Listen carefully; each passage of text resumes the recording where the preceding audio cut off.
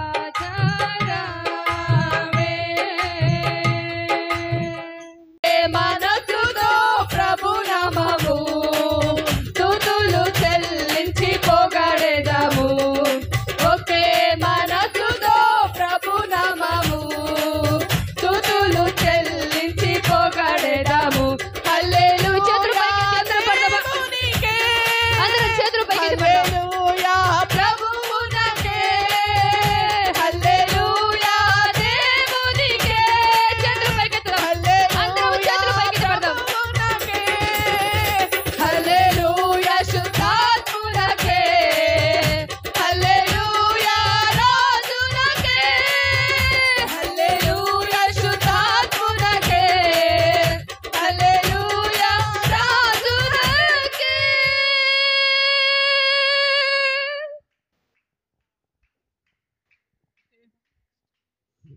ఈ 2025వ సంవత్సరం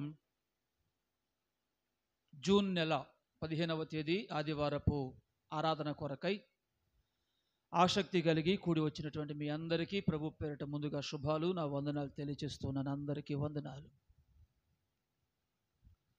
గడిచిన వారం ప్రపంచ ప్రార్థనా దినోత్సవంగా ఆ పగటి ఆరాధనలో దేవుని గొప్ప కార్యాలను వివరించినటువంటి ఆది సంఘ చరిత్ర, ఆది సంఘ ఆరంభంలో దేవుని యొక్క మాటలను మనము తలపోసుకున్నాం. తిరిగి మీరంతా వస్తారని ఆ రాత్రి ప్రపంచ ప్రార్థనా దినోత్సవం అనే పేరుతో ప్రతి ఏటా మనం జరుపుకుంటున్నటువంటి కార్యక్రమాన్ని గ్రౌండ్లో గాక మందిరంలో ఏర్పాటు చేసుకుందామని మరి దేవుని సేవకులను మన మధ్యకు పిలిపించుకొని కార్యక్రమాన్ని ఏర్పాటు చేశాం. విచారం ఏంటంటే మీలో చాలామందికి వీలు పడల రావడానికి, చాలామందికి వీలు పడల, లేకపోతే ఈ కార్యక్రమం మాది కాదనుకున్నారో కొంతమంది, నాకు తెలియదు. వచ్చిన ప్రియులు ఆ రాత్రి కొన్ని పీఠాలను గురించి దైవ సేవకులు దేవుని యొక్క వాక్యాన్ని ప్రకటించగా మరి ప్రపంచ దేశాలలో జరుగుతూ ఉన్నటువంటి కొన్ని విపత్తులను ప్రభు సన్నిధిలో ప్రార్థన చేస్తూ ఇంచుమించు 7 గంటల దగ్గర నుండి 8:30 వరకు అటు ఇటుగా అనేక అంశాలు ఆ రోజున ప్రార్థన చేయడానికి, జస్ట్ ఒక్క పాట మాత్రమే పాడుకొని దేవుని యొక్క వాక్యాన్ని ధ్యానం చేయడానికి ఆ రోజు ప్రభు కృప చూపారు. మీరంతా వస్తారని ఓ మంచి స్వీట్ కూడా తెచ్చాను. పెద్దది కాదు కానీ చాలా చిన్నదే, కానీ మీరు నోచుకోలేదు. ఏం చేయను, రైట్. తిరిగి మరలా ఈ 25వ సంవత్సరంలోనే ఈ జూన్ నెలలో ప్రియులారా మరి 3వ ఆదివారపు ఆరాధన క్రమమును కూడా మనము కలిగి ఉండడానికి దేవుడు కృప చూపారు. దానిని బట్టి కూడా నేను దేవుని స్తుతిస్తున్నాను. ఆదివారం ఆరాధనని ఈరోజున్న వెళ్ళకపోతే బాగోదని మీరంతా వచ్చారు, చాలా సంతోషం. మీలో చాలామంది ఆదివారానికే మీ భక్తిని ప్రియులారా ఆపాదింప చేసేశారు. పర్వాలేదు. ఈ సమయంలో మరికొన్ని విషయాలు మనం ఈస్టర్ సండే దగ్గర నుంచి ధ్యానం చేస్తూ వస్తూ ఉన్న క్రమములో అపోస్తుల కార్యాల గ్రంథంలో నుండి జరిగిన సంఘటనలు, కలిగిన మేలులు, చారిత్రాత్మకమైన విషయాలను మనం ధ్యానం చేస్తూ వస్తూ ఉన్నాం. దానిలో భాగంగా ఈరోజు అపోస్తుల కార్యాల గ్రంథం 2వ అధ్యాయము తెరచి మీ ముందుంచండి. అక్కడ జరిగినటువంటి ఆ సంఘటనలన్నీ కూడా క్రమముగా ఒకదాని తర్వాత ఒకటి రాయబడినట్లుగా మనం చూస్తాం.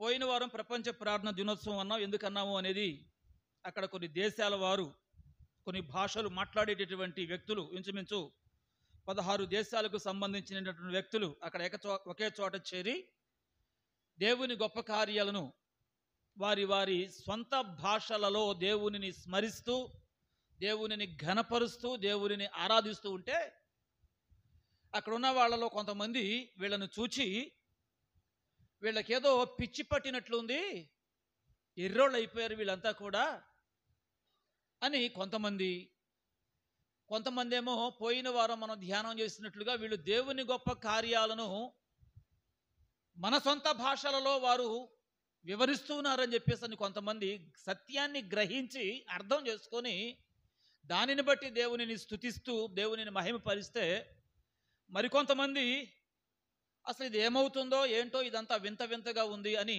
మరికొంతమంది అదొకలాంటి మరి విధానంలోనికి వెళ్ళిపోతే ఇంకా కొంతమంది ఉన్నారండి. వాళ్ళు ఎట్లాంటి వాళ్ళు అంటే వాళ్ళంతా కూడా ఒక బ్యాచ్. బహుశా ఆ బ్యాచ్కి పేరు పెట్టవచ్చాము, త్రాగుబోతుల బ్యాచ్. ఏ బ్యాచ్? వాళ్ళకి అదే పని కనుక వాళ్ళు ఏమనుకున్నారంటే వీళ్ళు ఏమాత్రం ఆలస్యం చేయకోకుండా తెల్లారడమే కొత్త మద్యం మీద సేవించేసినట్లుగా ఉన్నారు. అందుచేత వీళ్ళకి తిక్కగా ఉన్నట్టుంది. అసలు ఏం మాట్లాడుతున్నారో ఏంటో వాళ్ళకే అర్థం కావడం లేదు అని చెప్పేసి అని కొంతమంది వాళ్ళ మీద కాస్త ఈ విధమైన మాటల యొక్క చలోక్తులను విసరడం ప్రారంభించారు. అంతకుముందు వాళ్ళు వీళ్ళు అనుకున్నవి ఏమీ పట్టించుకోలేదు, కానీ ఈ మాట ఎట్లా వెళ్ళిందో అట్లా మొత్తానికి పేతురు గారి చెవులో పడిపోయింది. దేవుని స్తోత్రం కలుగునుగాక. దాంతో అక్కడున్న ఆ 120 మంది దేవుని బిడ్డల పక్షమున పేతురు గారు లేచి నిలవబడి అక్కడున్న వారి విషయమై పలికిన ఈ తప్పుడు మాట ఏదైతే ఉందో దానిని ఖండిస్తూ, దానిని గద్దిస్తూ, అరే తెల్లవారి జామైనా కావలేదు, పొద్దు పొడిచి ఏం మాట్లాడుతున్నారు మీరు, అప్పుడే కొత్త మద్యం సేవించారని అంటారేంటి?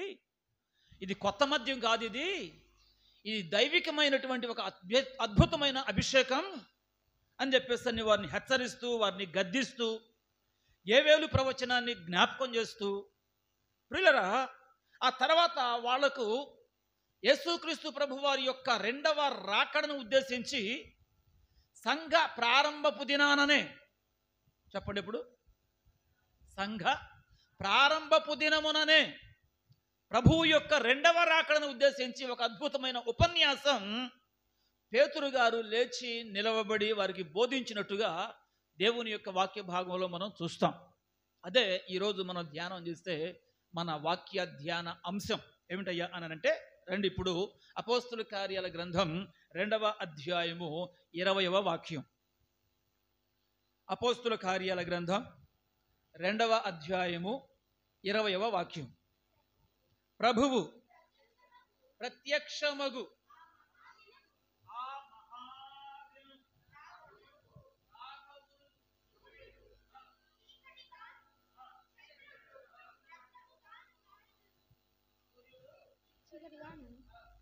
చంద్రుడు రక్తముగాను మారుదురు.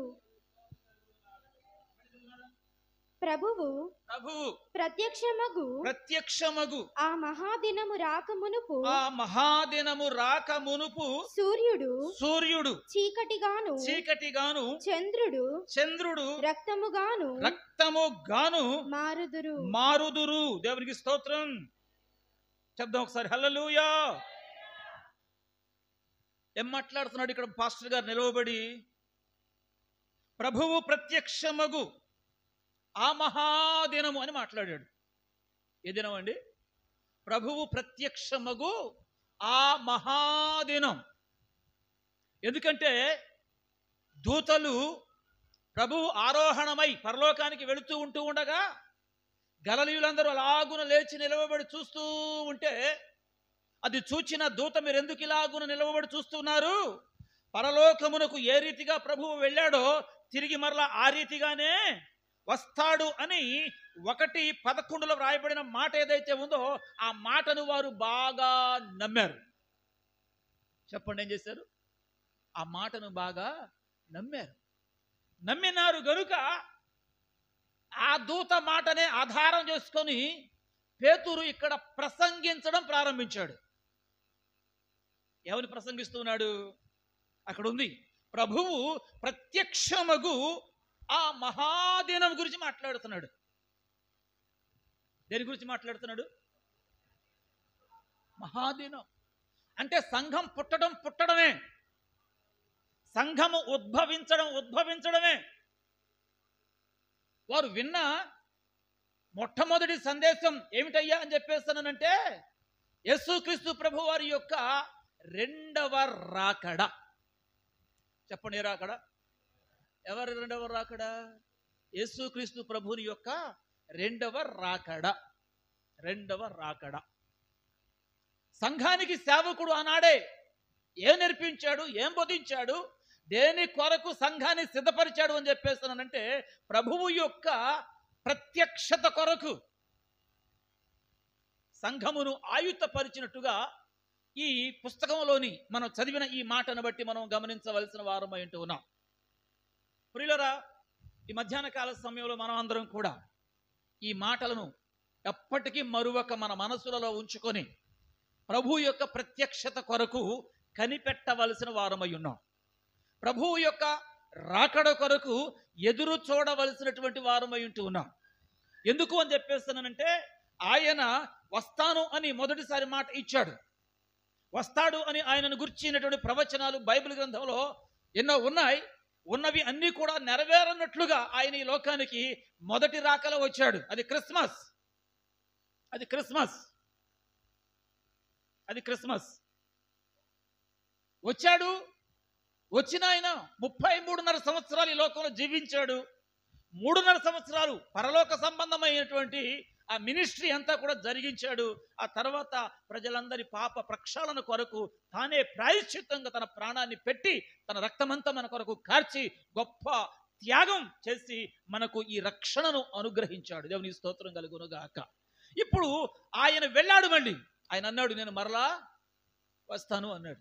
నేనుండు స్థలములో మీరును ఉండులాగున మిమ్ములను తీసుకుని వెళ్ళడానికి నేను వస్తాను అన్నాడు. మీ కొరకు స్థలమును సిద్ధము చేస్తాను అన్నాడు. దేవునికి స్తోత్రం అన్నాడు. అన్నవాడు తప్పక ఆ మాట మీద నిలబడతాడు.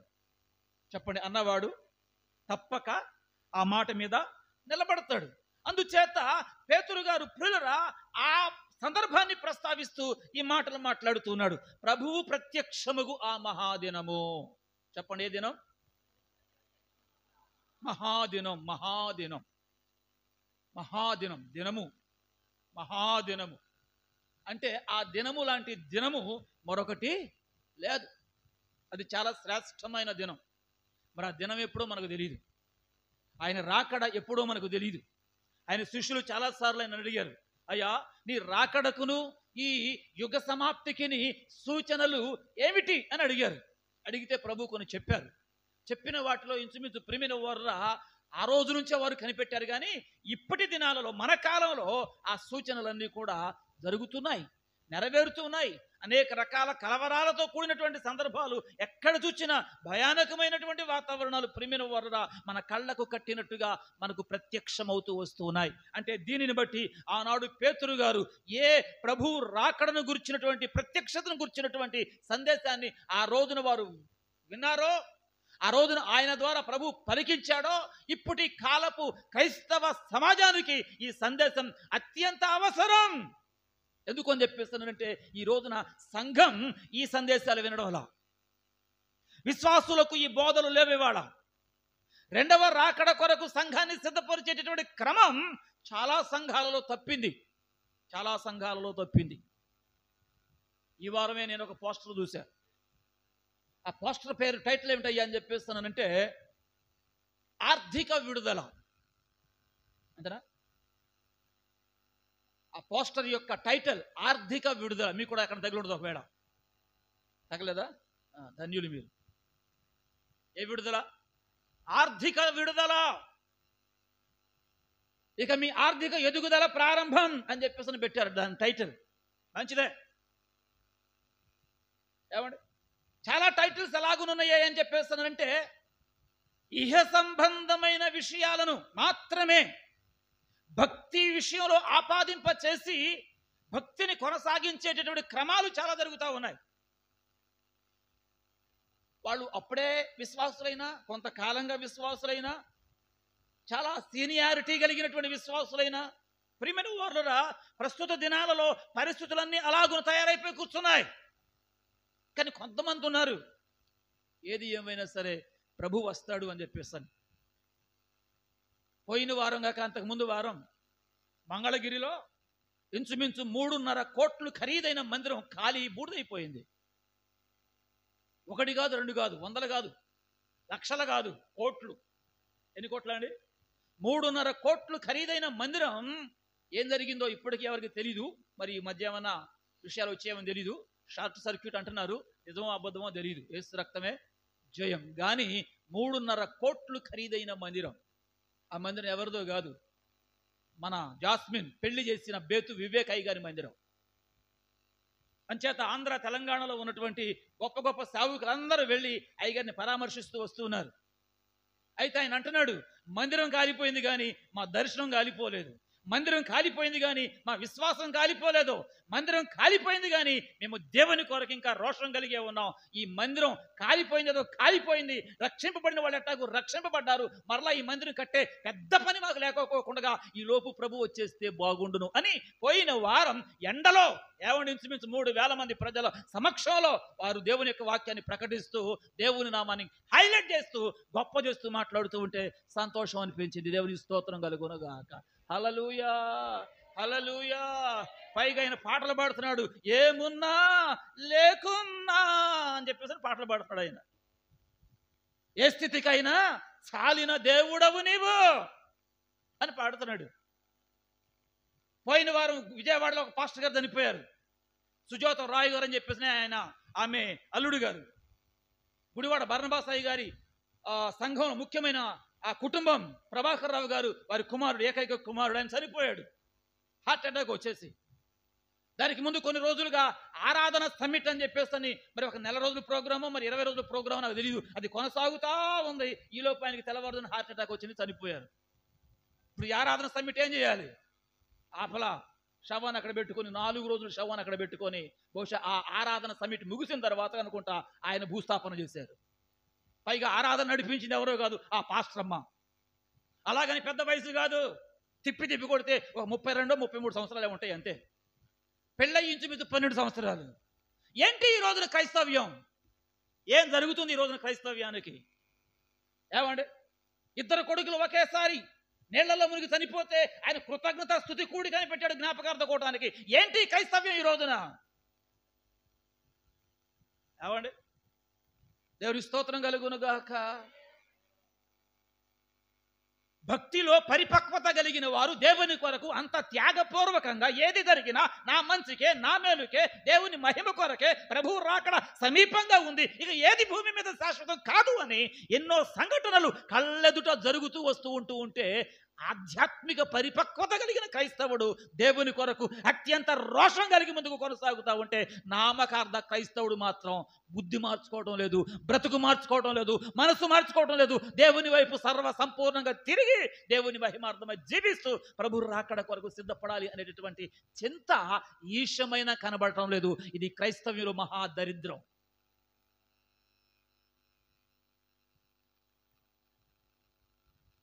ప్రపంచమంతటికి కనువిప్పు కలగజేయడం కోసం ఏమో అన్నట్టుగా ఈ వారంలోనే అహ్మదాబాద్ సంఘటన మీలో అందరికీ తెలుసు.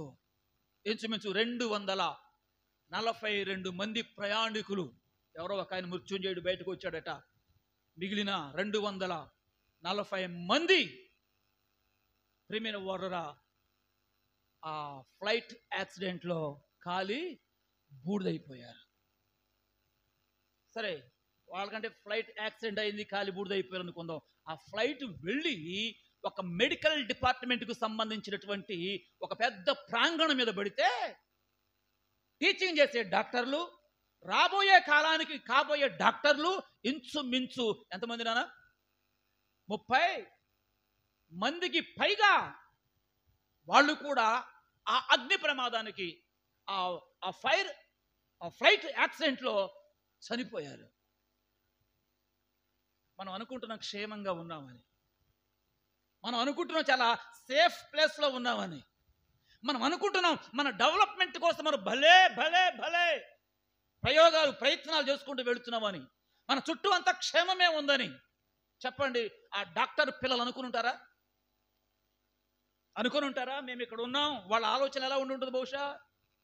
ఏమంటే డాక్టర్ల చదువులంటే ఎలాగున్నాయో మనం చూస్తున్నాం. ఇవాళ సీటు రావడమే కష్టం, సీటు వచ్చిందంటే చదువు కష్టం.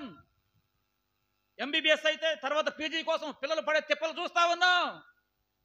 ఏమంటే ఫ్యూచర్ కొరకు ఎన్నో ప్రణాళికలు, ఎన్నో ఆలోచనలు, ఎన్నో ఉద్దేశాలు కలిగి బిడ్డలు ప్రయాసపడుతూ ముందుకు కొనసాగిపోతూ వస్తున్నటువంటి ఈ తరుణంలో ఉన్నటువంటి ఒక్కసారిగా పిడుగు విరిగి మీద పడినట్లుగా ప్రియమైన వారురా ఆ ఫ్లైట్, ఆ కాలేజీ ఆ ప్రాంగణం, అది కూడా వాళ్ళ భోజనం కోసం అని చెప్పేసి మెస్సలో ఉన్నారట. అందరూ ఇంచుమించు ఒకే చోట ప్రేమైన వారురా మొత్తం ఖాళీ బూడిదైపోయి వారి మాంసపు ముద్దలన్నీ కూడా ఆ ప్రాంగణం అంతా చల్లా చెదురైపోతే ఎవరి కాలు ఎవరిదో, ఏ చెయ్య ఎవరిదో, ఎవరి మాంసపు ముద్ద ఏమిటో అర్థం కాక అంత DNA సిస్టమ్ ద్వారా ఏదో ప్రయత్నాలు చేసి ఎవరి మాంసాన్ని వారికి అప్పచెప్పే ప్రయత్నాలు ఏవో ఈ వారం అంతా జరుగుతూ వచ్చాయి. ఏమండి,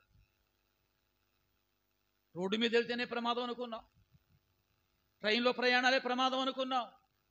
కానీ ఇప్పుడు ఇంకెక్కడ సేఫ్టీ, ఇంకెక్కడ భద్రత, ఇంకెక్కడ క్షేమం? అందులో ప్రయాణిస్తూ ఉన్నటువంటి ఆ 240 మంది ఒక్కొక్కరి చరిత్ర చూస్తూ ఉంటే ప్రియమైన వారు ప్రతి ఒక్కరి కోటి ఆశలు కలిగి, ఎవరో ఒక ఆవిడ నవవధువు అట, ఎవరో ఒక ఆయన లండన్లో చదువంతా పూర్తి చేసుకొని జాబ్ సంపాదించి కుటుంబం అంతా తీసుకుని వెళ్దామని చెప్పేసి బయలుదేరాడట. బ్రతుకుదాం అక్కడ, బాగుపడదాం అక్కడ అని చెప్పేసి. కానీ ఏం జరిగిపోయింది ఈలోపు? ఏం జరిగిపోయింది ఈలోపు? ప్రభునందు ప్రియమైన వారులరా, ఈ విషయాలన్నీ కూడా ఏంటంటే మానవుని యొక్క హృదయాన్ని కలవరపరిచేటటువంటి సంఘటనలు. ప్రభు చెప్పాడు ఇవన్నీ జరుగుతాయి, కానీ అంతము వెంటనే రాదు. అయితే మీ హృదయములను, చెప్పండి, మీ హృదయములను కలవరపడనీయకండి. రాదులే, మన కలవరం రాదులే, ఎందుకంటే మనం ఇది పట్టదు కదా మనకి. కొంతమందికి కలవరాలు ఎక్కడ జరిగింది ఏంటంట. అయితే ప్రియులారా వినండి, ప్రభువు ప్రత్యక్షమగు ఆ మహాదినము, దేవునికి స్తోత్రం. సంఘాన్ని పేతురు దేని కొరకు సిద్ధపరుస్తున్నాడు చెప్పండి? ప్రభువు ప్రత్యక్షమయ్యే ఆ మహాదినము కొరకు. నీ సంగతి ఏంటి పూట తెలుసుకో. ఆసక్తి కలిగిన క్రైస్తవుడువో, నామకార్థ క్రైస్తవుడువో, ఆసక్తి కలిగి మందిరానికి వస్తున్నావో, ఆచారంగా మందిరానికి వస్తున్నావో, ఏమనుకుని మీరు దేవుని సన్నిధికి వస్తున్నారో మరి ఈ పూట మనం తెలుసుకోవాలి. ఎందుకు? సంఘ ఆరంభపు రోజునే, ఏమండి, పరిశుద్ధాత్ముడు వారి మీదకి దిగి వచ్చిన ఆ రోజునే పేతురు గారు సంఘాన్ని, దేవుని ప్రజలను, దేవుని పిల్లలను ప్రభువు యొక్క ప్రత్యక్షత కొరకు సిద్ధపరిచిన వైనం మనకి ఇక్కడ కనబడతా ఉంది. కొన్నిసార్లు మా మట్టుకు ఏమనిపిస్తుంది అంటే వీళ్ళు నిన్నే కదా ప్రభువుని నమ్ముకున్నది, అప్పుడే రాకడ కోసం చెప్పడం ఎందుకులే, ఏమండి, అప్పుడే ఇంత గట్టిగా వీళ్ళతో మాట్లాడటం ఎందుకులే, అప్పుడే ఇంత ఖచ్చితంగా చెప్తే ఏం బాగుంటుందిలే అని చాలాసార్లు మమ్మల్ని మేము నిరవరించుకునే సందర్భాలు లేకపోలేదు. ఇంచుమించు 29 సంవత్సరాల సేవా అనుభవంలో.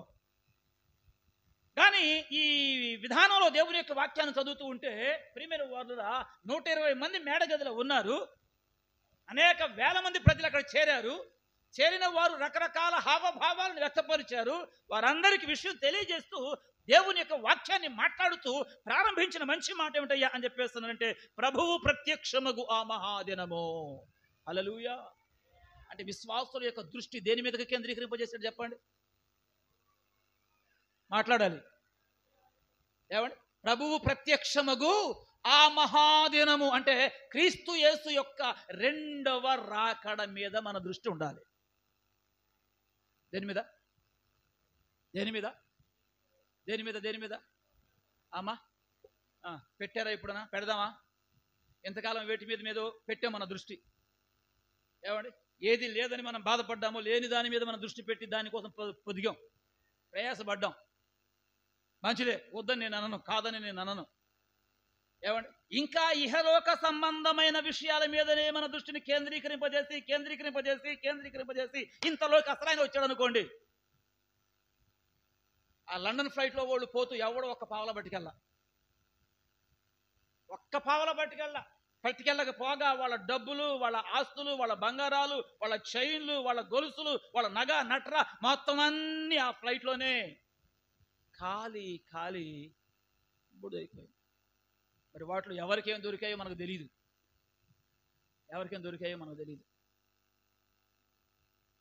పెట్టండి దృష్టి ప్రభు చిత్తం అయితే ఒకవేళ. కానీ ఇప్పుడు మాత్రం ప్రభువు ప్రత్యక్షమయ్యే ఆ మహాదినము మీదికి మన దృష్టిని కేంద్రీకరింప చేయవలసినటువంటి అవసరత ఎంతైనా ఉంది. దేవునికి స్తోత్రం.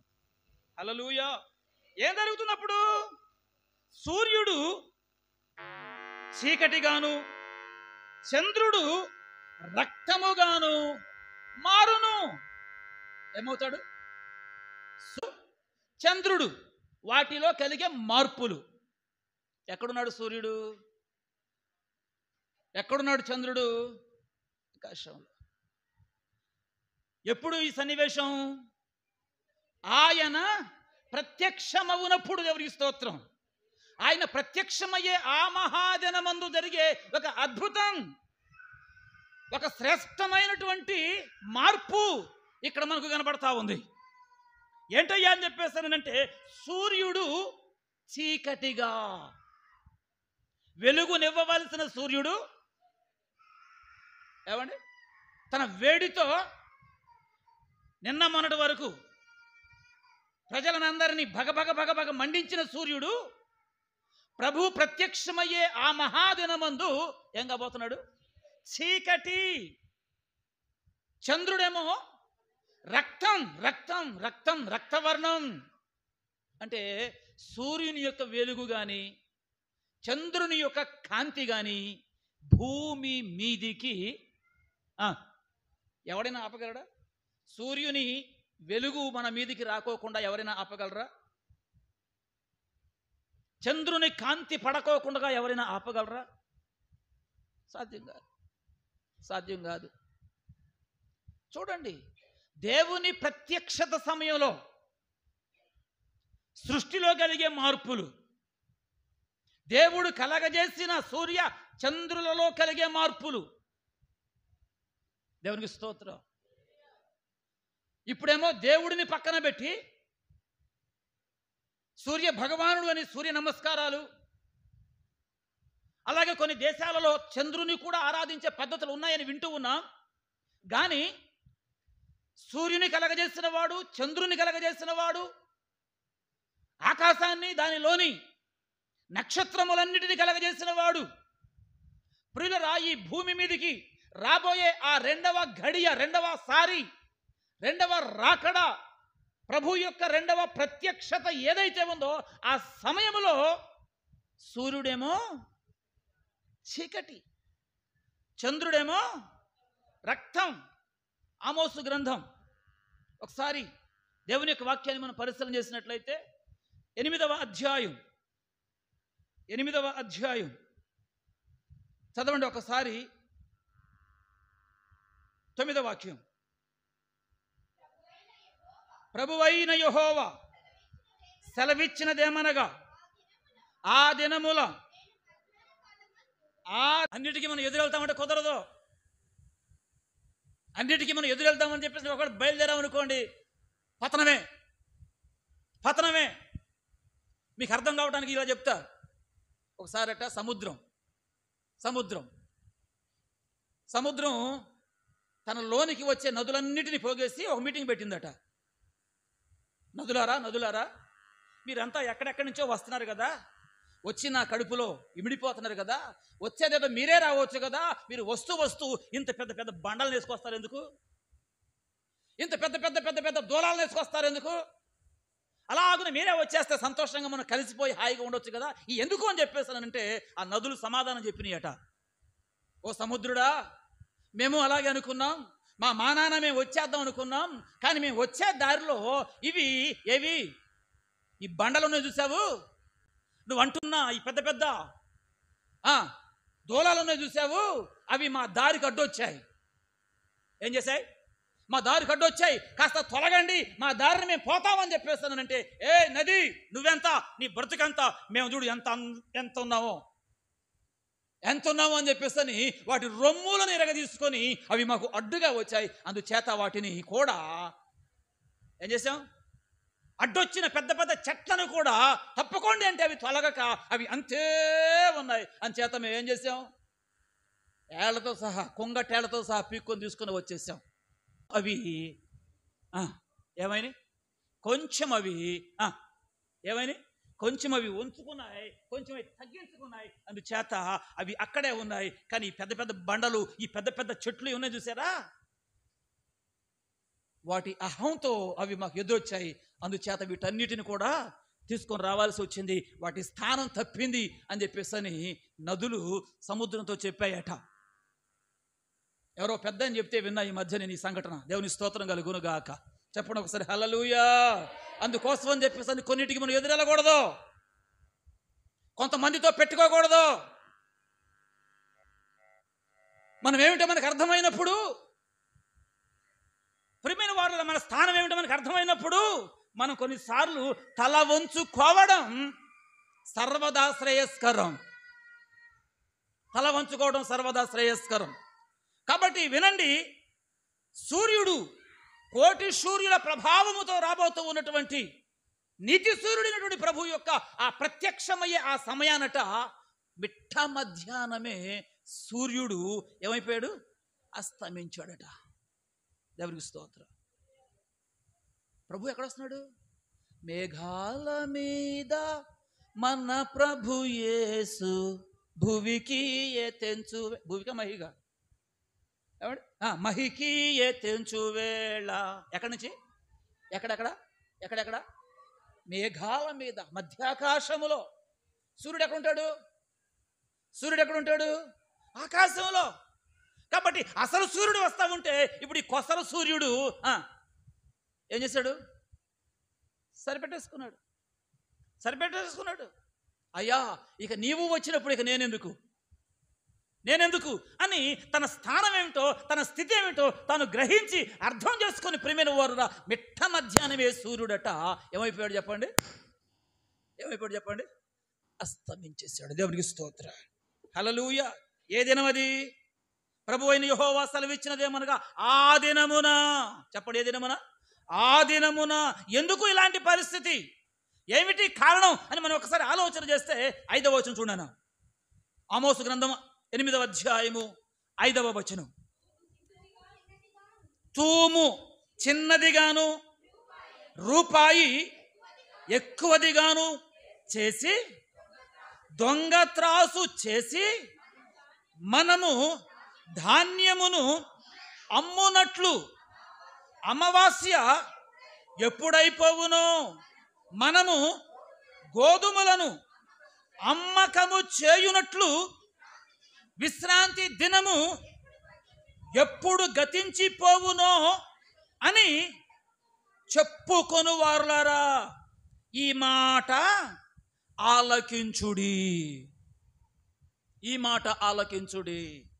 ఏమని చెప్పుకుంటున్నారంటే వీళ్ళు, ఏమండి ఇక్కడ బ్యాచ్ ఉంది, ఏమండి ఈ బ్యాచ్ ఏ బ్యాచ్ అని చెప్పేస్తానంటే తూము చిన్నదిగాను రూపాయి ఎక్కువదిగాను చేసి, అంటే దాని అర్థం తర్వాత రాశాడు దొంగ త్రాసు చేసి. ఏ త్రాసు అండి? చెప్పండి. దొంగ త్రాసు చేసి. అమ్మ మన సంఘంలో కూడా కొంతమంది త్రాసులు వాడేవాళ్ళు ఉన్నారు. ఎవరైనా త్రాసు అంటే ఏంటండి? రాత్రి దాకుండా మా ఇంట్లో నేను పొద్దున వచ్చి ఎత్తిపోయినట్టున్నాడు అబ్బాయి. ఆశ్రమ్ గారు పాత చెత్త చెదరం అంతా వేసి ఉల్లిపాయలు కొన్నారు. ఉల్లిపాయలు కొన్న వాడి దగ్గర డబ్బులు లేవంట. డబ్బులు ఇచ్చి పెట్టుకెళ్తాని చెప్పేసి త్రాసు ఇక్కడ పెట్టాడు. వాడు వెళ్ళి 4 రోజులు అయింది, మరి రాలా. అయిపోయింది స్వాహా అనుకున్నాం. కానీ నేను వచ్చి పట్టుకెళ్ళాడు త్రాసు. చెప్పండి ఎలా ఉండదు? ఏమండి రాయి పెట్టే వైపునేమో బరువు తక్కువ, ఇటువైపునేమో ఎక్కువ. కొంతమంది త్రాసులు ఉన్నట కింద పక్కన చింతపండు అంటిస్తారట. ఏమంటే కొంచెం వేసినా సరే త్వరగా దిగిపోద్ది. సామెతల గ్రంథకర్త అంటాడు దొంగ త్రాసు యెహోవాకు హేయము, వేరు వేరు తూనిక రాళ్ళు మంచిది కాదు. మీకొచ్చేదైనా మాకొచ్చేదైనా త్రాసు ఒకటే ఉండాలి, లేకపోతే కొలిసే ఆ కొలమానం ఏదైతే ఉందో అది ఒకటే ఉండాలి. ఒక కౌంటైన్ ఉన్నాడట. ఎవరైనా ఒడ్లు అమ్మడానికి వస్తే పెద్దమ్మాయ్ మానికి పట్టుకురా అంటాడట. ఒకవేళ ఎవరైనా ఒడ్లు కొనటానికి వస్తే చిన్నమ్మాయ్ మానికి పట్టుకురా అంటాడట. వాస్తవానికి ఆ ఇంట్లో పెద్ద అమ్మాయి లేదు, చిన్న అమ్మాయి లేదు, ఒకటే అమ్మాయి. కానీ అమ్మాయికి ఇచ్చే కోడ్ ఏమిటయ్యా అని చెప్పేసానంటే మనకు వచ్చాయే ఒడ్లు, మనం కొంటున్నాం, మనం కొనేటప్పుడు ఒడ్లు మనకు ఎక్కువ రావాలి కాబట్టి పెద్ద మానికి పట్టుకురా. అదే సమయంలో ఎవడైనా కొంటానికి వచ్చాడనుకోండి, అంతా ఒకేసారి పోకూడదు. కాబట్టి చిన్నమాయ్ మానికి పట్టుకురా అంటే చిన్న మానికి పట్టుకురా. ఉన్నాయి ఇలాంటి ఆలోచన ఎవరికైనా? ఏమండి, మనకు వచ్చేది ఏదైనా ఉంటేనేమో ఎక్కువ రావాలి, మనం ఇచ్చేది ఏదైనా ఉంటేనేమో చాలా కొద్దిగా పోవాలి. అందుకే కాబోలు లోక సూక్తి ఏదో ఒకడంటా ఉంటారు, మా ఇంటికి వస్తూ ఏమిస్తారు? ఏమండి, మీ ఇంటికి వస్తే ఏమిస్తారు? మీ ఇంటికి వచ్చినా మా ఇంటికి వచ్చినా మాకే లాభం కలగాలి. హల్లెలూయా. ఎవరు లాభం కలగాలి? మీ ఇంటికి వచ్చినా మీకే లాభం కలగాలి, మా ఇంటికి వచ్చినా మీకే లాభం కలగాలి. కాదు కాదు కాదు.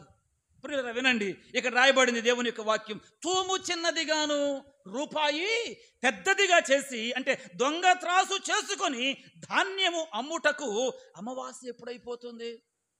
ఏమండి, ఆ తర్వాత గోధుమలను అమ్మకము చేయడానికి విశ్రాంతి దినం అడ్డం వచ్చేసిందే. ఏ దినం? ఏ దినం? ఏం చేయడానికి?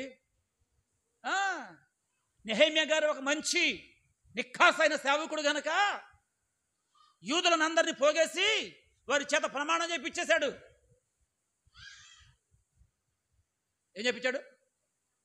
ఏం చెప్పించాడు? ప్రమాణం చేయించేశాడు. ఏమని?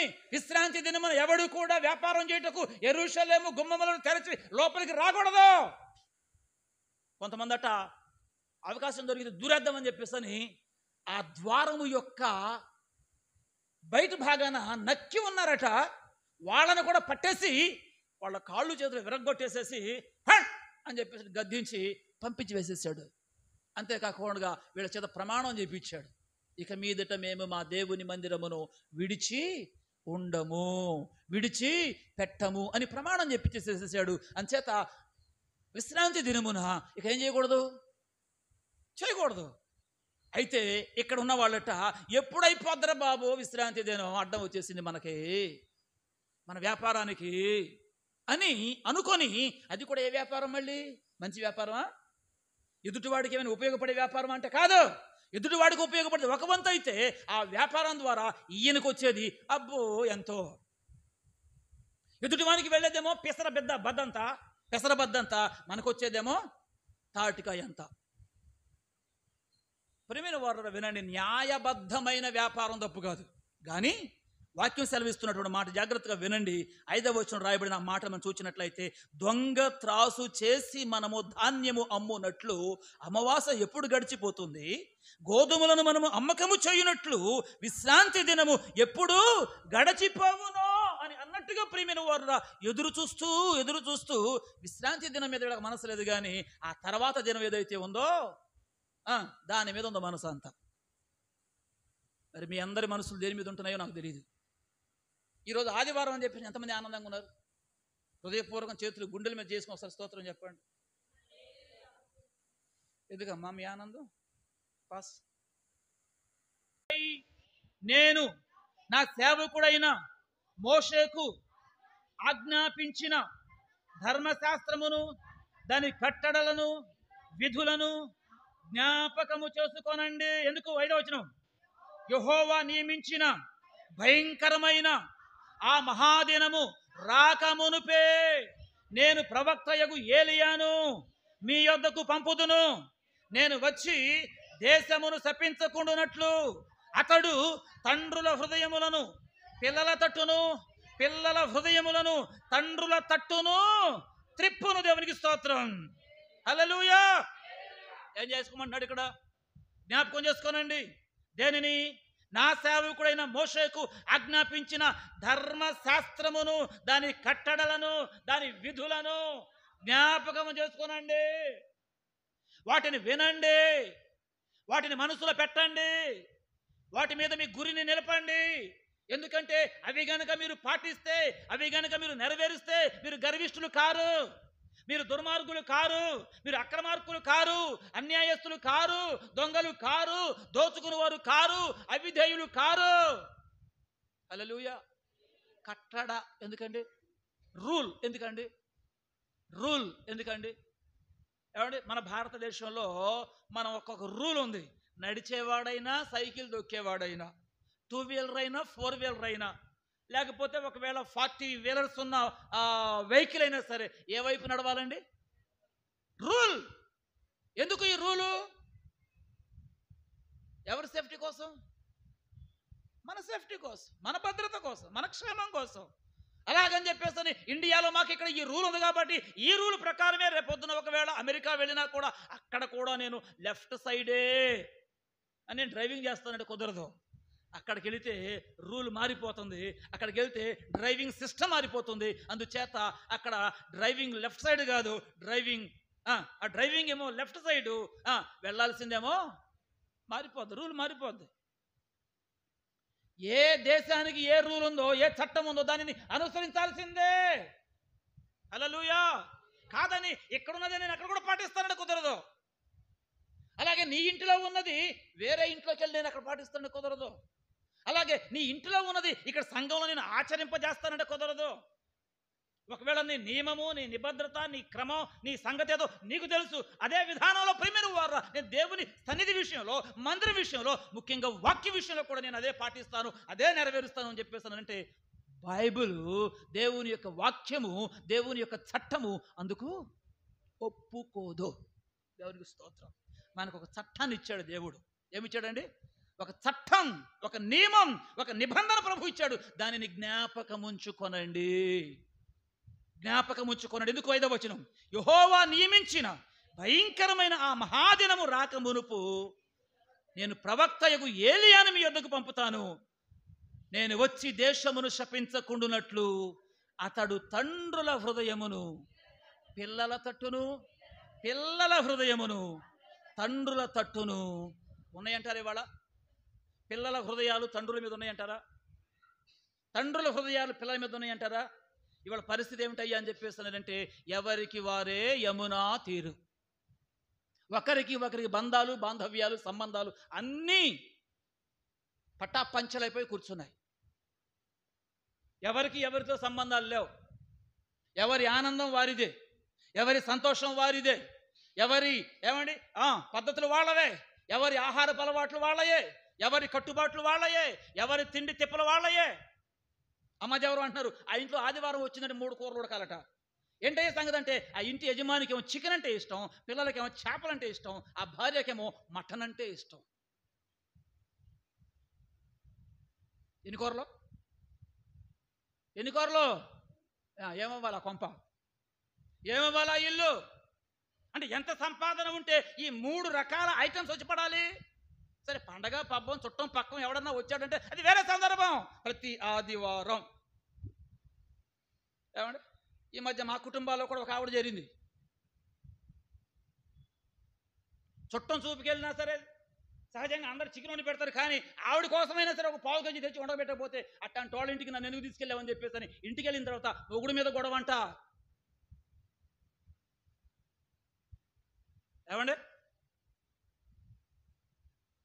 ఆ మాత్రం పెట్టలేని వాళ్ళ ఇంటికి నన్ను ఎందుకు తీసుకెళ్ళావు? నేర్చుకోండి అమ్మాయిలు, ఆడపిల్లలు, సూత్రం మీకే. కొన్ని విషయాలు నీ వరకు సరిపోతాయేమో కానీ అది 10 మంది కలిసిన చోట కూడా అది సాగాలి, నెరవేరాలి అన్నట్టు ప్రియమైన వారా నియమం ఒప్పుకోదు. ఒకవేళ నువ్వు అంత ప్రేమ పొందగలిగినా నీ మానసిక ఔన్నత్యం ఒకవేళ ఉంటే దేవునికి స్తోత్రం. అది లేకపోకుండా ప్రియమైన వారా ఏదో నీ పబ్బం గడవాలి అని చెప్పేసానంటే, పెత్తనాలు చేయాలి అని అంటే ఉడకవు పప్పులు. అందుకోసమని దేవుడు నియమించిన శాస్త్రము, ధర్మము, నియమము ఒకటి దేవుడు మనకిచ్చాడు. ఇచ్చిన దానిని తల్లిదండ్రులు అవలంబిస్తూ వాళ్ళ పిల్లలను కూడా అలా అవలంబించేటట్టుగా వాళ్ళ హృదయాలు మీ వైపు తిరగాలి. ఇక్కడ ఉంది మంచి మాట ఏమిటయ్యా అని చెప్పేసానంటే, ఏలియా వచ్చి ఏం చేస్తాడు? దేశమును శపించుకోకుండా తండ్రుల హృదయము, చెప్పండి, పిల్లల తట్టు. దేవుని స్తోత్రం. అమ్మ, ఇప్పుడు మీరు తల్లిదండ్రులుగా ఉన్నవాళ్ళు అసలు చేతి స్తోత్రం చెప్పండి. మీ హృదయాలు ఇప్పుడు ఎవరి మీద ఉన్నాయి? దేవుని మీద ఉన్నాయి. మీ పిల్లల హృదయాలు ఎక్కడ ఉన్నాయి ఇప్పుడు? ఇవాళ ఆలోచన చేసుకోండి. మీ హృదయాలు దేవుని తట్టు తిప్పబడి ఉన్నట్టుగా మీ పిల్లల హృదయాలు కూడా దేవుని వైపు తిరిగి ఉన్నట్లుగా మీరు గనక వారిని సెట్ చేయకపోతే, సెట్ చేయడానికి ఏలియా వచ్చి చెప్తున్నప్పుడు వినకపోతే, దేవుడు అంటున్నాడు, నేను వచ్చి దేశమును శపింపకుండునట్లు అన్నాడు. దేవుని స్తోత్ర. ఎవరిని పంపుతాను? ఎవరిని పంపుతాను?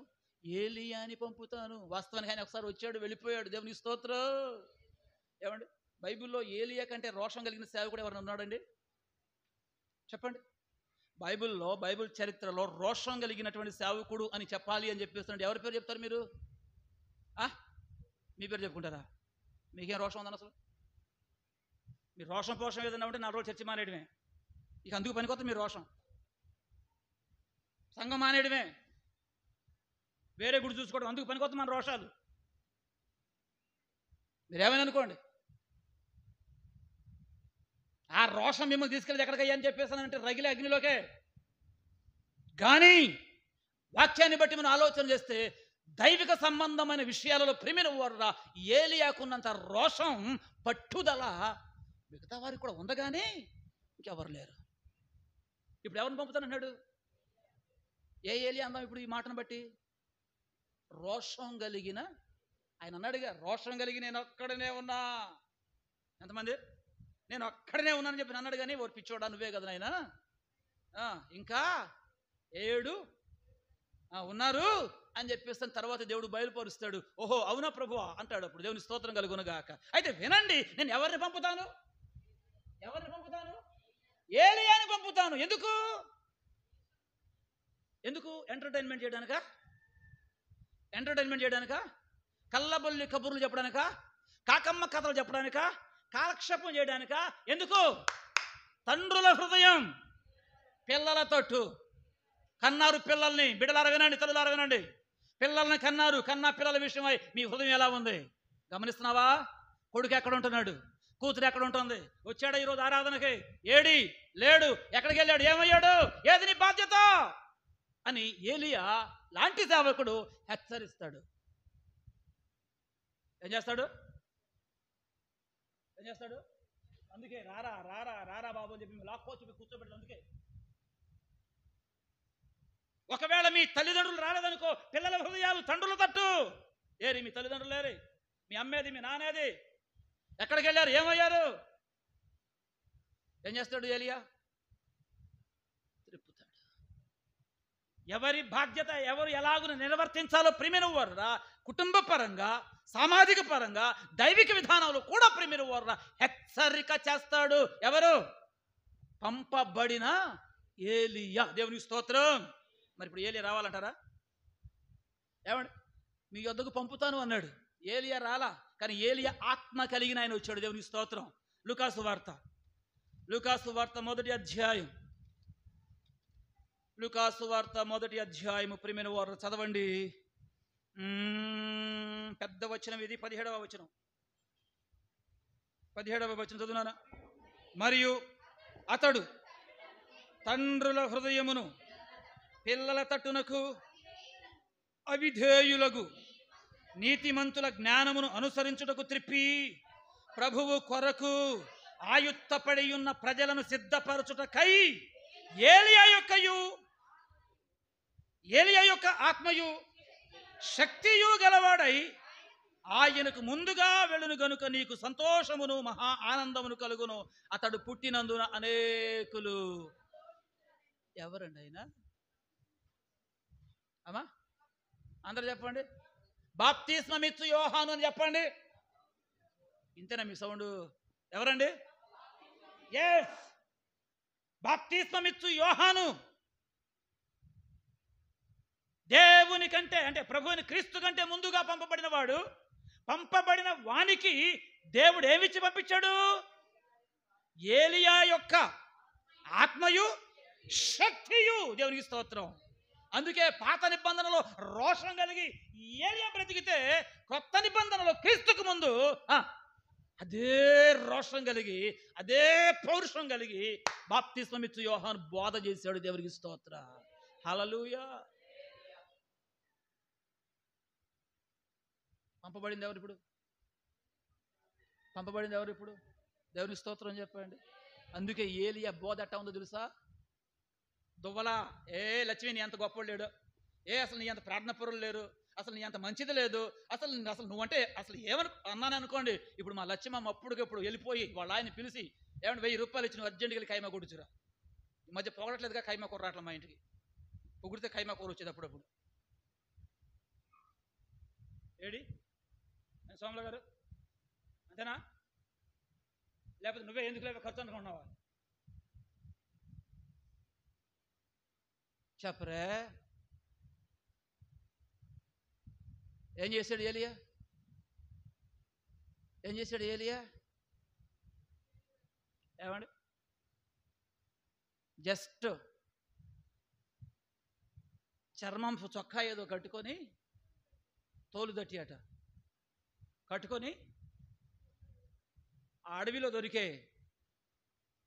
మిడతల్నే తేనె తింటూ అరణ్యంలోనే సేవ చేశాడు. దేవుని స్తోత్రం. ఎక్కడ సేవ చేశాడు? అరణ్యంలోనే సేవ చేశాడు. కానీ విచిత్రం చెప్పనా, అరణ్యంలో ఏలియా సేవ చేస్తే, క్షమించండి, యోహాను సేవ చేస్తే అరణ్యంలో నుండి వేసిన కేకలు యోదయ దేశపు, ఏమండి, సమరయ ప్రాంతపు, ఏమండి, గలిలయ ప్రాంతపు ప్రజలందరికీ దేవునికి స్తోత్రం. ఏలియా మాట్లాడుతూ ఉంటే ఏం మైకు లేదు, కానీ దేవుడే పెద్ద పెద్ద మైకు గొట్టలు కట్టేసినట్టున్నాడు ఆకాశంలో. ఏమండి, దేశం మొత్తం, క్షమించండి, యోహాను, ఏమండి, ఆయన నా ప్రాంతం మొత్తం మొత్తం మొత్తం మొత్తం మొత్తం దేవునికి స్తోత్రం కలుగును గాక. ఆ స్వరాన్ని, ఆ స్వర ప్రకంపనాలను ప్రియమైన వారు అలా అలా అలా చేర్చేసేసాడు అంతే. దేవునికి స్తోత్రం. మీరు ఇప్పుడు గమనించలేదు, గాలి వాటానికి మనం ఎదురు కేక వేసాం అనుకోండి, వాయిస్ వెళ్ళదు. అదే గాలి వాటానికి మనం అనుకూలంగా మనం కేక వేసాం అనుకోండి, ఖమ్మం ఆ చివరికైనా వెళ్ళిపోద్దంట. బహుశా దేవుడు తన వాయిస్ విడుదల చేస్తూ ఉంటే దానికి అనుగుణ్యంగా గాలి తరంగాలను ఆయన పంపినట్లున్నాడు. అది అలా అలా అలా వెళ్ళి హేరోదు చెవులో పడింది. అలాగే హేరోదు ఉంచుకున్న ఉంపుడు గత్తి చెవులో పడింది. ఏమండి, ఇక అంతే. ఆవిడకి వచ్చిందండి కోపం. ఎంత కోపం వచ్చింది? ఏమండి, అమ్మా నువ్వు తప్పు చేస్తున్నావే, పాపం తప్పు, నీకు ఒక కూతురు ఉంది, అది చూస్తుంది నిన్ను, రేపు పొద్దున అది కూడా నీ దారిలో నడిచిద్దేమో, బ్రతుకు మార్చుకో అని చెప్పేసి యోహాను చెప్పడం తప్ప అండి? పిల్లల ముందు తల్లిదండ్రులు బరి తెగించి బ్రతుకుతూ ఉంటే పిల్లలు ఏ దారిని పోతారు? ఏమైపోతారు? వాళ్ళ భవిష్యత్తు ఏమైపోవాలి? అలా కాకూడదు. కాబట్టి ఓ హెరోదియా, నీ కుమార్తె వైపు తిరిగి ఆమె నిమిత్తమైనా సరే నీ పాపాన్ని మానుకో అని అన్నందుకు, నన్ను మానుకోమంటావా? నువ్వెవడవరా నాకు చెప్పడానికి? నా పాపం బయట పెడతావా? నువ్వెవడవరా నాకు చెప్పడానికి? నా తప్పు ఎత్తి చూపిస్తావా? నువ్వెవడవరా నాకు చెప్పడానికి అని చెప్పేసి లోపల రగిలి రగిలి రగిలి రగిలి రగిలి సమయం కోసం కనిపెట్టి చివరికి సమయం వచ్చింది. ఏం చేసిందో మనకు తెలుసు. తప్పనిసరి పరిస్థితుల్లో యోహాను తల కొట్టించి చేయాల్సి వచ్చింది. విచారకరమైన విషయం. కానీ ఆ తర్వాత దాని చావెట్ట ఉందో తెలుసా? పురుగులు పడి వచ్చింది. అందుచేత ప్రభువును ప్రియమైన వారురా, ఏలియాని దేవుడు పంపుతానన్నాడు అన్నట్టుగానే క్రీస్తుకు ముందే యోహానును ఏలియా యొక్క ఆత్మయు ఏలియా యొక్క శక్తియు ఇచ్చి పంపించాడు. పంపబడినటువంటి ఈ యోహానే ఇదిగో ఈ పరిచర్య జరిగించాడు. ఆ తర్వాత యేసయ్య రంగంలోకి దిగాడు. ఆ తర్వాత యేసయ్య తన శిష్యులను ఎంపిక చేసుకున్నాడు. ఆ శిష్యులు దేశమంతా వచ్చారు. వచ్చిన వారు, మన దేశానికి వచ్చిన వారు కూడా ఎవరో, పోయిన వారు కూడా మనం జ్ఞాపకం చేసుకున్నాం. అలా ఒకరి తర్వాత ఒకరు తరాలలో యుగాలలో కాలానుగుణంగా ప్రియమైన వారురా, దేవుడు తన ప్రజల కొరకు, తన ప్రజల ఆశీర్వాదము కొరకు, ఆయన ప్రత్యక్షమయ్యే ఆ శుభ సమయము కొరకు ప్రజలను ఆయుత్తపరచడానికి ఏలియా యొక్క శక్తియు, ఏలియా యొక్క ఆత్మయు, రోషము కలిగినటువంటి ఆయన సేవకులను ఏళ్ల మీద లెక్క పెట్టగలిగిన కొంతమందిని ఆయన ఈ భూమి మీద ఏర్పాటు చేసి ఆ కొద్ది మంది ద్వారా అసలు సిసలైన మంచి పరిచర్య ప్రభు జరిగించుకుంటూ వస్తున్నాడు. ఎందుకయ్యా అని చెప్పేస్తున్నాడంటే ఆయన ప్రత్యక్షమయ్యే ఆ సమయం అతి సమీపముగా ఉన్నది. దేవునికి స్తోత్ర. నమ్ముతున్నారు ఈ మాట? నమ్మితే ఒకసారి చేతులెత్తి స్తోత్రం చెప్పండి. ఇంతేనా మీ నమ్మకం? అప్పుడే వచ్చేస్తే ఎట్టగండి అంటారా? ఏమండి, రావచ్చు అంటారా? ఇంక 4 రోజులు ఆపమంటారా? ఏమండి, ప్రభుని రావచ్చు అంటారా? 4 రోజులు ఆగమందామంటారా? చెప్పండి. ఏమండి మనం రమ్మంటే వచ్చేస్తాడా, ఆగమంటే ఆగుతాడు అంటారా? బైబిల్ మిషన్ వాళ్ళకి ఒక స్లోగన్ ఉంది, మారానాతా. మనం గనక మొదటిసారి రోజు కలుసుకున్నప్పుడు వందనాలండి అని ఎలా చెప్పుకుంటామో, ప్రైజ్ ది లార్డ్ ఎలా చెప్పుకుంటామో, వాళ్ళు ఇవేవి వాడరు. వాళ్ళు ఏం చెప్పుకుంటారు తెలుసునా? మరణాతా అనండి. అంటే ఏంటో తెలుసునా? ప్రకటన గ్రంథంలో ఉంటుంది ఆ మాట, చివరి పుస్తకంలో చివరి అధ్యాయంలో చివరి మాటగా మరణాతా అనగా ప్రభువైన యేసు త్వరగా రమ్ము. ఏంటండి? ప్రభువైన యేసు త్వరగా రమ్ము అని ఊరుకోరు, పాట కూడా పాడుకుంటారు వాళ్ళు. త్వరగా రానున్న యేసు త్వరగానే రమ్ము తండ్రి, త్వరగా వచ్చు ప్రభువా చురుకు ధనమిమ్ము, నే త్వరపడగలను త్వరగా రానున్న తండ్రి. హల్లెలూయా. వాళ్ళు పాడుకుంటూ రాకడ రాకడ రాకడ రాకడ మేఘం అని చెప్పేసి తన్మయత్వం చెంది ప్రభు కొరకు సిద్ధపడేవాళ్ళు వాళ్ళలో కొద్ది మంది ఉన్నారు. కొంతమంది వేషధారులు కూడా చాలా మంది ఉన్నారు, అది వేరే విషయం. యేసు రక్తమే జయం. ప్రభు నన్ను క్షమించునుగాక. హల్లెలూయా. చెప్పండి, పేతురు సంఘ ఆరంభములోనే సంఘాన్ని దేని కొరకు సిద్ధం చేస్తున్నాడు చెప్పండి? ప్రభు యొక్క ప్రత్యక్షత కొరకు అనండి. మరి మనకి ఇన్ని సంవత్సరాలు అయింది మనకు సీనియారిటీ విశ్వాసంలో, క్రైస్తవ జీవితంలో. ఏమండి, 10 సంవత్సరాలు, 5 సంవత్సరాలు, 10 సంవత్సరాలు, 5 సంవత్సరాలు, 20 సంవత్సరాలు, 15 సంవత్సరాలు, 30 సంవత్సరాలు, ఏమండి 25 సంవత్సరాలు. దేవునికి స్తోత్రం కలుగునుగాక. దేని కొరకు సిద్ధపడుతున్నావు నువ్వు? దేని కొరకు సిద్ధపడుతున్నావు నువ్వు? నేను దేని కొరకు సిద్ధపడుతున్నాను? నేను 30 సంవత్సరాలు సేవకుడని చెప్పుకుంటున్నాను. నేను దేనికోసం సిద్ధపరుస్తున్నా మిమ్మల్ని? దేనికోసం సిద్ధపడదాం మనం అందరం?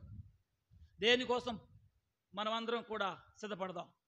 చివరిగా అపోస్తలుడైన పౌలు రోమీయులకు రాసిన పత్రిక 2వ అధ్యాయం,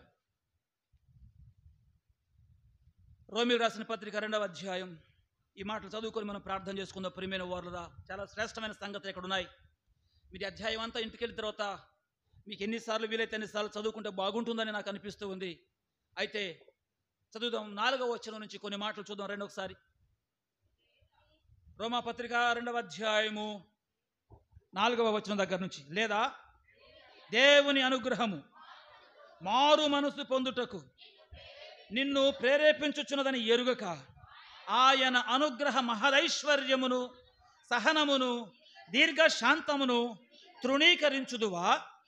నీ కాఠిన్యమును మార్పు పొందని నీ హృదయమును అనుసరించి ఉగ్రత దినమందు అనగా దేవుని న్యాయమైన తీర్పు బయలుపరచబడు దినమందు నీకు నీవే ఉగ్రతను సమకూర్చుకొనుచున్నావా? 6వ వచనం. ఆయన ప్రతివానికి వాని వాని క్రియల చొప్పున ప్రతిఫలమిచ్చును, సత్క్రియను ఓపికగా చేయుచు మహిమను ఘనతను అక్షయతను వెదుకు వారికి నిత్య జీవమును ఇచ్చును. హల్లెలూయా. నేను ఈ రిఫరెన్స్ రాసుకొని 2 మాటలు పెట్టుకొని అక్కడ క్వశ్చన్ మార్క్ పెట్టుకున్నా.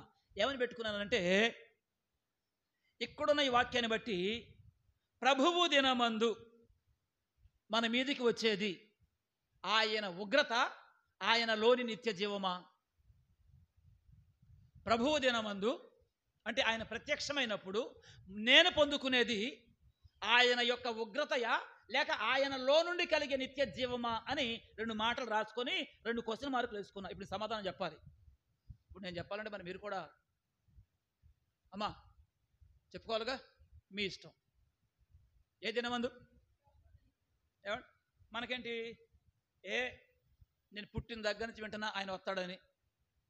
రాట్లా రాట్లా రాట్లా పాస్టర్ గారు పుట్టిన దగ్గర నుంచి ఇవన్నీ విని విని విని వస్తాడు అన్నారు కదా. ఇంకా ఆయన వచ్చేస్తాడు, ఇంకా ఆయన వచ్చేసేసే సమయానికి ఇంకా ఈ పెళ్ళెందుకు, ఈ పెట్టాకులు ఎందుకు, ఈ మొగుడు ఎందుకు, ఈ మొద్దు ఎందుకు, ఈ పిల్ల ఎందుకు, ఈ జల్ల ఎందుకు, ఏది వద్దా నన్నగా ఉండిపోదాం అనుకున్నాడు పాపం. ఎందుకు? పుట్టిన దగ్గర నుంచి మా నాన్న చెబుతున్నాడు, మా అమ్మ చెబుతుంది, మా భూపతిరావయ్య గారు చెబుతున్నాడు, మా జస్వంతరావయ్య గారు చెప్తున్నారు, మా యేసుపాదమయ్య గారు చెప్తున్నారు, అంతకుముందు మా పెద్ద ఆయన బందెల రాజరత్నమయ్య గారు చెప్పారు. కాబట్టి ప్రభు వచ్చేస్తాడు. విని విని విని విని విని విని విని వచ్చేస్తాడు. హల్లెలూయా. ఏమండి, ఈవిడికి తిప్పి తిప్పి కొడితే 45 సంవత్సరాలు. ఈ 45 సంవత్సరాల్లో బహుశా ఈ 35 సంవత్సరాలుగా కాస్త మనసుకు పట్టి ఇంటా వచ్చిందేమో. మరి పేతురు చెప్పింది ఎప్పుడు చెప్పండి అమ్మా? పేతురు ఎప్పుడు చెప్పాడు? పాస్. పేతురు ఎప్పుడు చెప్పాడండి? పొందుటకు నిన్ను ప్రేరేపించుచున్నదని ఎరుగక, పొడిగింపబడిన ఈ ఆయుష్కాలం, అనుభవిస్తున్న ఈ ఆరోగ్యం, మిగిలిన ఈ శేష జీవితం ఏమిటయ్యా మన కోసం అని చెప్పేస్తానంటే దేవుని యొక్క మహా అనుగ్రహం. దేవునికి స్తోత్రం. ఎందుకు? ఇంకా మారు మనసు పొందేసామండి మేము. ఎప్పుడో ఏం చేసుకొని మారు మనసు తగలబెట్టడానికి? మారేమంటూ మస్కలు కొడుతున్నావే నువ్వు, మాయలు చేస్తున్నావే నువ్వు, మోసాలు చేస్తున్నావే నువ్వు, దోచుకుంటున్నావే నువ్వు. ఏమంటే తూము చిన్నదిగా చేసి రూపాయి పెద్దదిగా చేసి దొంగతనాలు సిద్ధం చేసుకొని అబ్బా ఎప్పుడు వచ్చేసేసింది అంటే నాయన ఆదివారం ఆరాధన లేకపోతే బాగుండేవాడా? ఆమోసు ఏడుపు ఆ రోజున పరిశుద్ధాత్మని నడిపింపు ఈ పూట. క్రీస్తునందు ప్రియమైన వారులరా, దేవుని పిల్లలంగా మనమందరం కూడా ప్రభువు ప్రత్యక్షమయ్యే ఆ మహాదినము కోసం వేచి ఉండవలసిన వారమై ఉన్నాం మనమంతా కూడా. అందుకోసమే దేవుడు తన అనుగ్రహము చొప్పున మనలను ఆయన ఇంకా సహించుచు దీర్ఘశాంతము కలిగిన వాడై ఉన్నాడు. దానిని తృణీకరించుదు. 4వ వచనంలో చివరి భాగం చదవండి ఒకసారి. వచ్చిన ఒక్కొక్కసారి చదవండి. పాస్. చదవండి. అందరిని హృదయమును అనుసరించి ఉగ్రత దినమందు, అనగా దేవుని న్యాయమైన తీర్పు బయలుపరచబడు దినమందు నీకు నీవే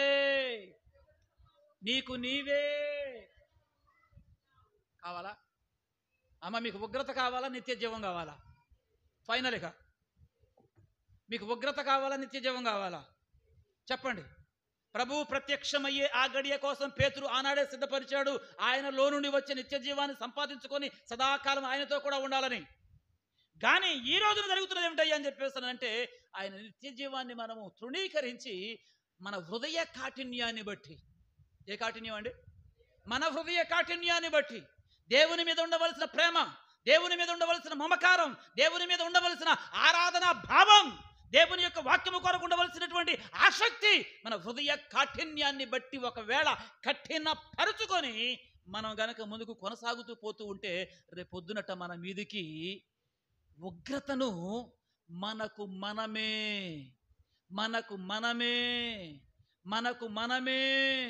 ఏం చేస్తున్నాం? సమకూర్చుకుంటున్నాం. జాగ్రత్త, ఈ విషయం మనకు అర్థమవును గాక. కాబట్టి మనం సమకూర్చుకోవాల్సిన ఉగ్రత కాదు, దేవుని వలన కలుగు నిత్య జీవం. దేవుని వలన కలుగు నిత్య జీవం పరలోకంలో ప్రభుతో కూడా గొప్ప భాగ్యం. దాని కొరకు మనము మనసును కేంద్రీకరింపచేసి ప్రభు ప్రత్యక్షమయ్యే ఆ గడియ కొరకు మనం అందరం కూడా కనిపెట్టుకొని ఎదురు చూడవలసిన వారమై ఉన్నాము అని చెప్పేసి 1990 సంవత్సరాల క్రితం పేతురు గారి ద్వారా చెప్పబడిన మాటను పరిశుద్ధాత్మ దేవుడు మరోసారి ఈ లేఖనాల ద్వారా మనలను హెచ్చరిస్తూ వస్తున్నాడు. దేవునికి స్తోత్రం. హల్లెలూయా. కాబట్టి దేని కొరకు మనం అందరం సిద్ధపడదాం? అబ్బో మేము ఎప్పటి నుంచి వింటున్నామండి అనేది వద్దు, ఇక పక్కన పెట్టేసేసేయండి. నువ్వు ఎప్పటి నుంచో జస్ట్ ఈ మధ్య వింటున్నావేమో, ఒకవేళ 30 సంవత్సరాల నుంచి, 20 సంవత్సరాల నుంచి, ఈ 10 సంవత్సరాల నుంచి. కానీ పేతురు చెప్పింది ఆనాడు 1990 సంవత్సరాల క్రితం చెబితే ఆనాడే వాళ్ళంతగా సిద్ధపడ్డారు. అపోస్తుల కార్యం అంతా చదవండి. తర్వాత హెబ్రీ పత్రిక 11వ అధ్యాయం చదవండి, 12వ అధ్యాయం చదవండి, ధ్యానం చేయండి, వాటి మీద మనసు పెట్టండి. వారు ఎంతగా దేవుని కొరకు వారి ఆసక్తిని వ్యక్తపరిచారో ఇప్పుడు మన ఆసక్తి ఎలాగున తయారవుతూ వచ్చిందో ప్రియమైన వారు గమనించుకొని పరిశీలన చేసుకుంటూ పోతూ ఉంటే ఒకవేళ ప్రభు ఇంకా ఆలస్యం చేస్తున్నది మన కోసమేమని చెప్పేసి గ్రహించి మన హృదయ కాఠిన్యాన్ని మనలో నుంచి తీసివేసుకొని ప్రభు కొరకు మెత్తని హృదయం కలిగిన వారమై, స్వభావం కలిగిన వారమై ప్రభు మన కొరకు పంపినటువంటి తన వాక్కును మనము విని ఆయన ప్రత్యక్షత కొరకు సిద్ధపడదాం. మోకరించండి. దేవుడి మాటలన్నీ మన అందరి వినికిడిలో భద్రపరచును గాక. పాస్. ఆమేన్. ప్రార్థన చేసుకుందాం. మోకరించండి. పాస్టర్ గారు వచ్చి ప్రార్థనలు నడిపిస్తారు. మనందరూ కూడా మోకరించి తలలు. మహోన్నతుడైన తండ్రి, సర్వశక్తి కలిగిన దేవా, యేసయ్యా నీకు స్తోత్రములు నైనా. మహాఘనుడు, మహోన్నతుడు దేవా, ఈ మధ్యాహ్న కాల సమయంలో మరొకసారి అయినా మీరు అక్కడను కూర్చిన వర్తమానాన్ని సందేశాన్ని మాకు వినిపించారు. మా హృదయానికి తాకేటట్లుగా మీరు మాట్లాడారు. మీకు స్తోత్రాలు ప్రభువా. నైనా అలనాడు పేతురు గారు లేచి ఏ విధంగా బోధించారో ఈనాడు మాతో కూడా మీరు మాట్లాడి దేవా మా హృదయాలను మరొకసారి మీ తట్టుకు తిరిగేటట్లుగా మా హృదయాలను మార్చుకొని దేవా ఆనాడు ఏలియా యొక్క ఆత్మ శక్తి కలిగి యోహాను ఏ విధంగా అరణ్యములో బోధించాడో ఈ రోజున రోషము కలిగి మీ దైవ సేవకులు మాతో మాట్లాడడానికి మీ కృపను చూపారు. మీకు వందనాలు ప్రభువా. దేవా ఏంటంటే ప్రభువా మీరు అక్కడలో నీవు ప్రత్యక్షమయ్యేటప్పుడు ప్రభువా దేవా జరిగే సూచనలు కలవరాలు ఇప్పుడు జరుగుతున్నాయి ప్రభువా. నీ రాకడ అతి సమీపముగా ఉన్నదని నీవు సెలవిచ్చిన గుర్తులు జరుగుతున్నాయి. మేము అది గ్రహించలేని గుడ్డి వారులాగా నైనా అంధులులాగా ప్రభువా మేము చెవిటి వారిలాగా కాకుండా దేవా మీ వాక్యాన్ని విని నీ రాకడ సూచనలను గుర్తెరిగి ప్రభువా మా విశ్వాసాన్ని వదిలిపెట్టకుండా మా విశ్వాసాన్ని స్థిరపరచమని ప్రార్థిస్తున్నాం. దృఢపరచయ్యా యేసయ్యా నీకు వందనాలు ప్రభువా. మా హృదయాలు కలవరపడకుండా దేవా మా హృదయాలను మీరు స్థిరపరచండి. మీ తట్టు తిప్పుకోమని ప్రార్థిస్తున్నానయ్యా. నేను తిప్పుతున్నావయ్యా యేసయ్యా నీకు వందనాలు. ఎక్కడ ప్రభువా నైనా వెనుకబడిన వారముగా కాకుండా నిర్లక్ష్యమైన జీవితములాగా కాకుండా నీ దీర్ఘ శాంతాన్ని నీ ఐశ్వర్యాన్ని ప్రభువా నీ సహనాన్ని మేము తృణీకరించే వారముగా కాకుండా మీరు సహాయం చేయండి దేవా. నీకు వందనాలు. మరలా చెప్పుచున్నావు ప్రభువా దేవా అన్నపానములు లేక కరువు కాదు, మీ వాక్యము లేకనే క్షామము వస్తుందన్నావు. అలాంటిది మా జీవితాల్లో చూడకుండా చేయి ప్రభువా.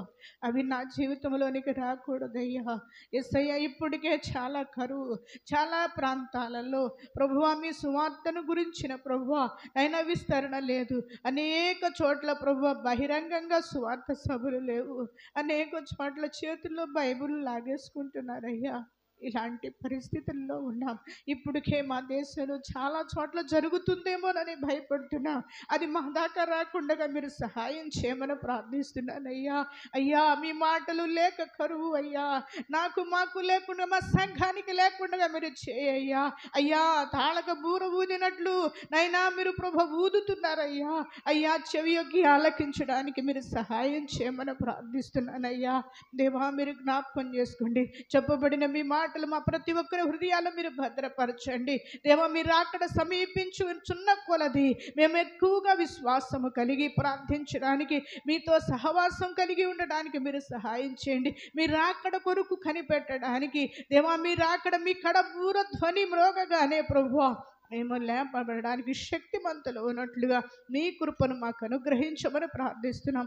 పరిశుద్ధాత్మ దేవా లేకపోతే వాని క్రియలు చొప్పున జీతం ఇస్తానన్నావు దేవా. మీరు జ్ఞాపకం చేసుకోండి. మీ సహనాన్ని తృణీకరిస్తే దేవా నిర్లక్ష్య పెడితే నైనా నిత్య నరకమే కదా. మేమందరము నిత్య జీవాన్ని పొందుకోవాలి. నిత్యము నీతో సదాకాలము ఉండాలి. నిత్యము ఆనందించాలి ప్రభువా. ఆ నరకాన్ని నుండి తప్పించుకోవడానికే కదా ప్రభు ఈ లోకములో దేవా మా పనులన్నీ వదిలి దేవా మీ సన్నిధిలో కూర్చున్నాం. ఇంకను చేసే భక్తి దేవా దాని శక్తిని ఆశ్రయించి అంతగా చేయడానికి మీ కృపను మీ సహాయాన్ని మాకు అనుగ్రహించమని ప్రార్థిస్తున్నానయ్యా. దేవా నీకు వందనాలు. ఎవరైతే నిర్లక్ష్యంగా ఉంటున్నారో ఎవరైతే అనాలోచనగా ఉంటున్నారో వారందరితో మీరు మాట్లాడి మరొక సమయము లేదని గ్రహించి ప్రభువా దేవా మారు మనసు పొంది మీ దగ్గరకు రావడానికి మీరే సహాయం చేయమని ప్రార్థిస్తున్నాం. పరిశుద్ధాత్ముడా నీవు మాట్లాడే కొలది మా హృదయాలను మీరు రాకడ కొరకు నెత్తి మా కన్నులెత్తి మా హృదయం ఎత్తి మీ వైపు చూడడానికి మీరు సహాయం చేయండి. ఆశ కలిగి తృష్ణ కలిగి జీవించినట్లుగా మీ కృపను మా అందరికీ మీరు దయచేయమని తీసుకొచ్చిన ప్రతి వారిని బట్టి మీ చేతులకు అప్పగిస్తున్నాం. దీవించండి, మీరు ఆశీర్వదించండి. మరింతగా మీరు రాకడ కొరకు మమ్మల్ని అందరినీ సిద్ధపరచమని ప్రార్థిస్తూ యేసు ప్రభు పరిశుద్ధ నామమున అడిగి వేడుకుంటున్నాను తండ్రి. ఆమేన్. ఇప్పుడు మన ప్రియ పరమ తండ్రి దేవాది దేవుని దివ్యమైన దయ రక్షకుడు ప్రభు అయిన యేసుక్రీస్తు వారి యొక్క ఉన్నతమైన కృప పరిశుద్ధాత్మని యొక్క నిత్య సన్నిధి సహవాసము కాపుదల ప్రభు సన్నిధికి చేరి వచ్చిన మనకు సందేశాన్ని విని ప్రభు ప్రత్యక్షత కొరకు సిద్ధపడాలి అని తీర్మానం కలిగిన ప్రతి ఒక్కరికి, అలాగే ఆయన ప్రత్యక్షత కొరకు ఎదురు చూచుచున్న సార్వత్రిక సంఘమునకు సదాకాలము తోడై ఉండి ప్రభు సన్నిధి నడిపించునుగాక. ఆమేన్. యేసు రక్తమే జయం, శిలువ రక్తమే జయం. యేసు నామానికి సంపూర్ణమైన విజయం కలుగునుగాక. ఆమేన్, ఆమేన్, ఆమేన్. హల్లెలూయా, హల్లెలూయా. ప్రియులారా, మీ అందరికీ ప్రభు పేరట మరోసారి వందనాలు తెలియజేస్తున్నాను. అందరికీ వందనాలు. దేవుడు మిమ్మల్ని దీవించునుగాక. ఈ వారం కాను